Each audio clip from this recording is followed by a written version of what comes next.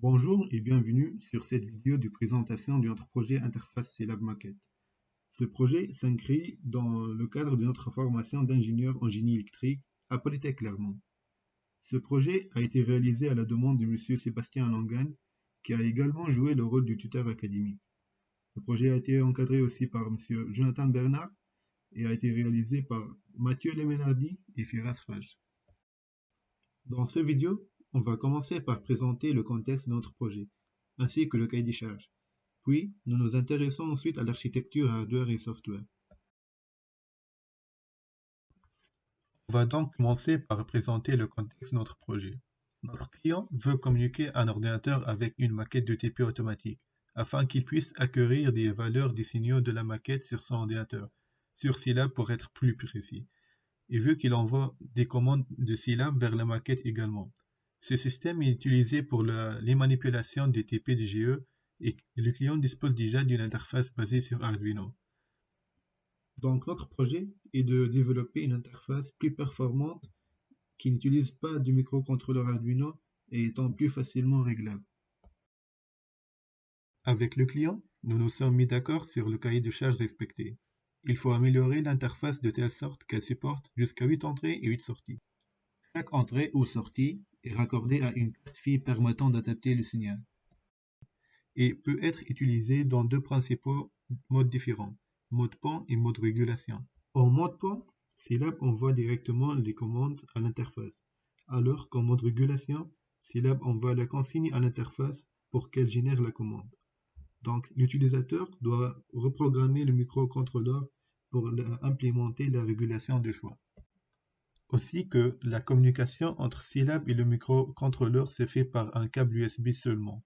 L'interface doit pouvoir être alimentée par USB ou au besoin par une source d'enceinte 12 volts.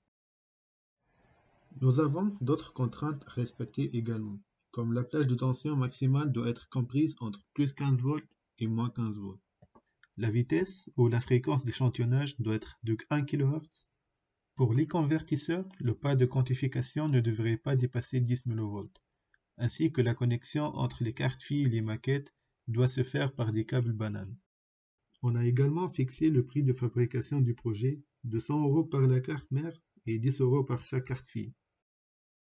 Le projet devait être réalisé avec le microprocesseur PIC18F de Microchip, mais après avoir réalisé de nombreux tests et vérifications, nous avons constaté qu'il ne supporterait pas la contrainte de 1 kHz donnée par le client.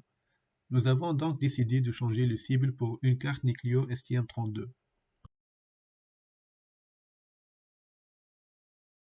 L'architecture hardware telle que nous l'avons designée se compose d'une carte mère et d'un ensemble de cartes filles interchangeables pour s'adapter au mieux aux plages de tension admissibles et délivrées par la maquette. La carte mère possède un convertisseur analogique numérique pour acquérir les tensions images de l'état de la maquette et un convertisseur numérique analogique pour lui envoyer des commandes. Ces convertisseurs sont pilotés via un bus SPI du microcontrôleur STM32 qui communique à son tour par USB avec l'ordinateur exécutant le programme Scilab. Les cartes filles se connectent à la maquette par fiche banane ou BNC et génèrent ou admettent des tensions sur la plage plus 15 volts, moins 15 volts. Le montage amplificateur-sommateur des cartes filles permet de bénéficier de la tension pleine échelle des convertisseurs et protège la carte mère contre d'éventuelles surtensions. Dans Scilab, l'interface se présente sous la forme d'un bloc XCOS. Les données envoyées à l'interface cadencent le fonctionnement de la machine d'état codée dans le microcontrôleur. Merci de votre attention et bon TP automatique.